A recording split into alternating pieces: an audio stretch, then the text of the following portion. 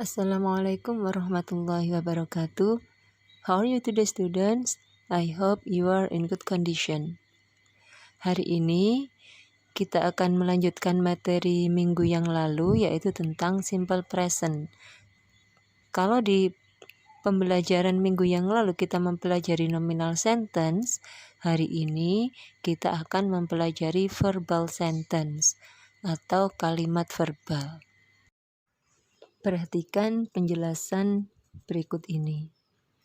Verbal sentence atau kalimat verbal adalah kalimat yang memiliki kata kerja. Adapun rumusnya, kalau dalam bentuk positif, subject plus verb one yang diikuti s atau es plus object.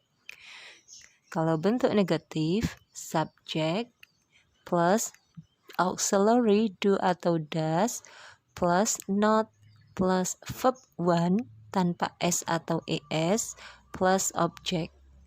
Kalau bentuk interrogatif atau pertanyaan, rumusnya adalah auxiliary do atau does plus subject plus verb one tanpa s atau es plus object.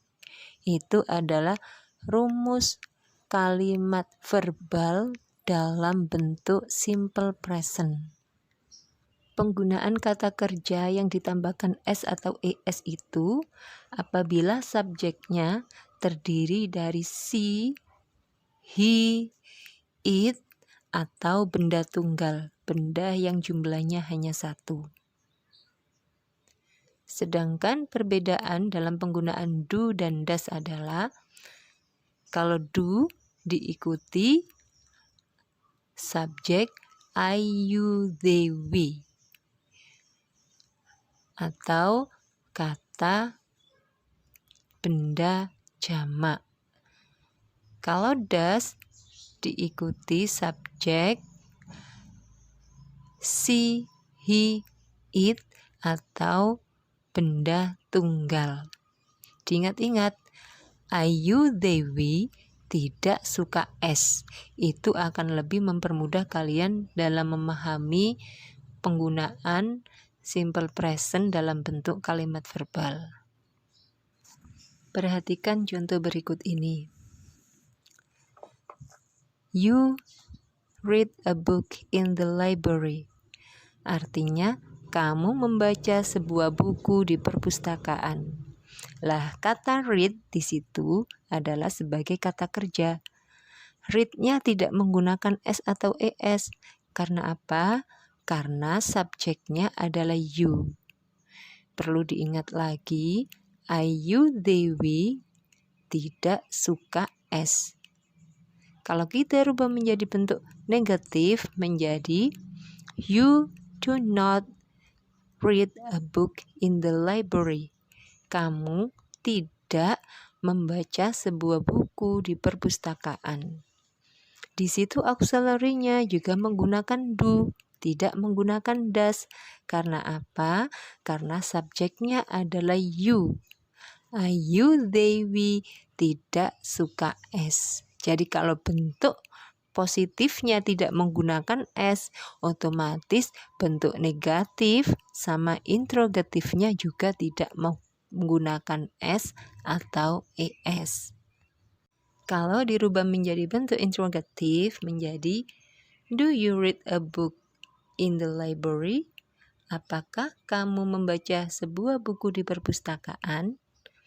Lah, interrogatif di sini, kalimat pertanyaan di sini namanya kalimat pertanyaan yes no atau disebut yes no question. Jadi kalian cukup menjawab yes atau no. Kalau jawabannya yes, jadi yes, I do.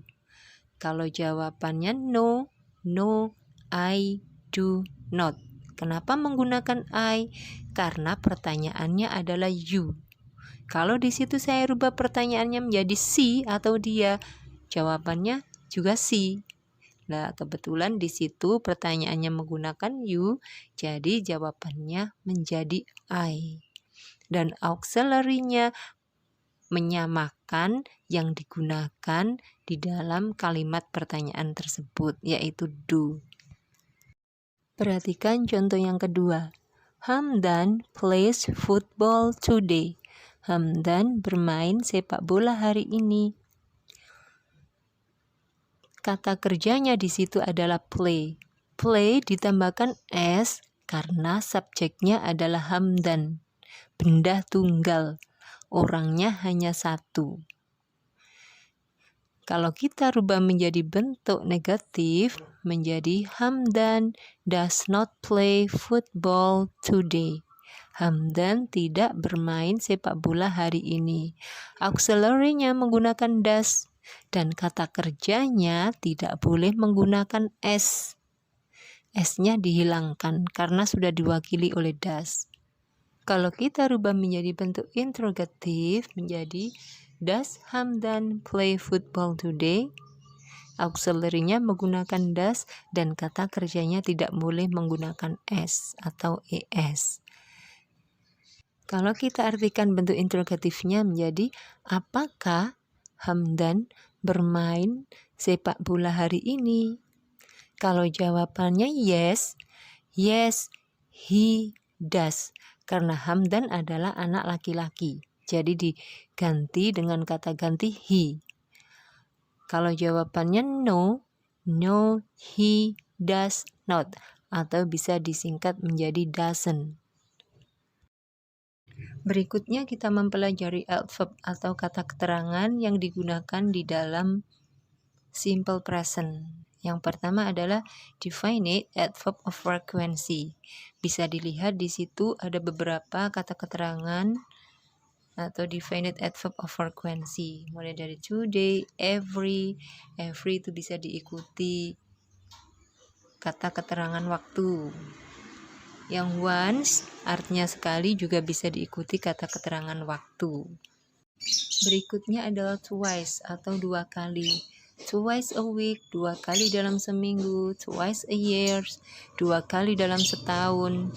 Berikutnya adalah times, artinya kali. Diikuti numbering atau nomor atau angka. 3 times, 3 kali. 100 times, ratusan kali. Nah, definite adverb of frequency ini letaknya berada di akhir kalimat atau setelah objek. Diingat-ingat ya, setelah objek atau di akhir kalimat. Berikutnya adalah indefinite adverb of frequency. Bisa dilihat di situ ada beberapa indefinite adverb of frequency, yaitu always, usually, frequently, sometime, occasionally, rarely, seldom, never, and ever. Dan masih banyak lagi indefinite adverb of frequency. Kalian bisa melihat di buku paket atau di buku LKS kalian. Nah, untuk indefinite adverb of frequency ini letaknya adalah setelah subjek. Diingat-ingat, kalau definite of frequency letaknya di akhir kalimat, tapi kalau indefinite of frequency letaknya setelah subjek. Perhatikan contoh berikut ini. My mother cooks every morning. Ibuku memasak setiap pagi. Nah, setiap pagi itu adalah definite adverb of frequency. Tempatnya setelah objek. Yang kedua, we never go to Bali. Kita tidak pernah atau belum pernah pergi ke Bali. Never itu adalah indefinite adverb of frequency. Tempatnya setelah subjek. Berikut kita lanjutkan perbedaan penggunaan s atau es dalam kata kerja. Pada dasarnya semua kata kerja yang memiliki subjek she, he, it, dan benda tunggal cukup ditambahkan s saja. Kecuali ada beberapa kata kerja yang akhirnya atau akhirannya ditambahkan es.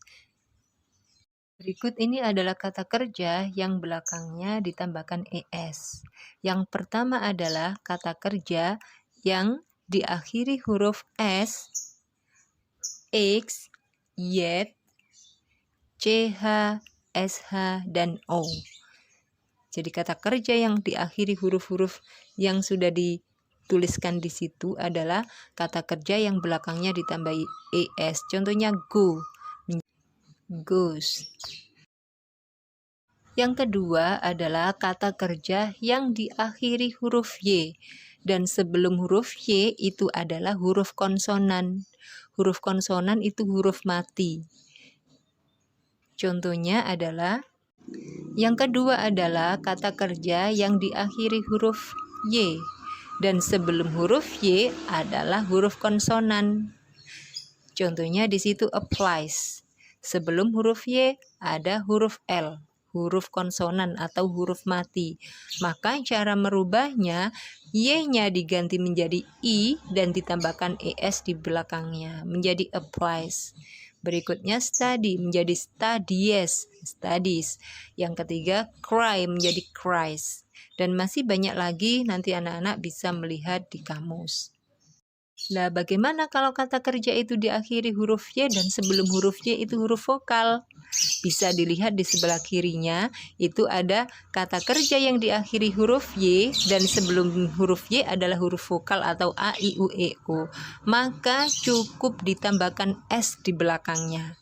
Tidak perlu ditambahkan ES. Contohnya play menjadi plays, artinya bermain. Demikian tadi penjelasan tentang verbal sentence dalam bentuk simple present. Semoga anak-anak bisa memahami apa yang sudah disampaikan oleh Bu Alfi dan kita lanjutkan pada pembelajaran minggu depan. Thank you for your attention today. And the last I say, wassalamualaikum warahmatullahi wabarakatuh.